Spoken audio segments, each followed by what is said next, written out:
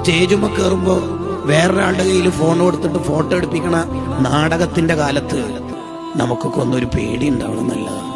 ഈ കളിക്കുന്നൊക്കെ നാടകമായി പോകുന്നുണ്ടോ, ആരെങ്കിലുമൊക്കെ കാണാനാണോ ഞാനിത് ചെയ്യുന്നത് എന്നൊരു പേടി വേണം. എന്താപ്പോ നമ്മളൊരു ഫോട്ടോയിലൊക്കെ കുടുങ്ങിയിട്ട് കിട്ടേണ്ടത്? ഒരു നോട്ടീസിൽ പേരുണ്ടായോണ്ട് നമുക്ക് എന്താ സംഭവിക്കുക? എന്താ കിട്ടുക?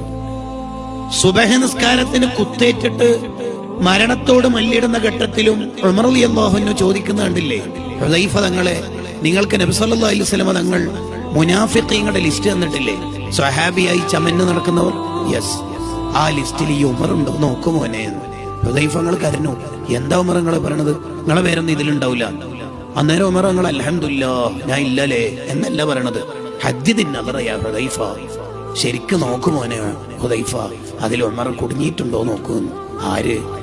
റസൂലുള്ളാഹിന്റെ തൊട്ടിപ്പുറത്ത് ഖിയാമത്ത് വരെ കിടക്കുന്ന നേതാവാ പറയണത്. ഞാൻ മുനാഫിക്കാണോ എന്ന് നോക്കുമോനെ. നമുക്ക് പേടി വേണം.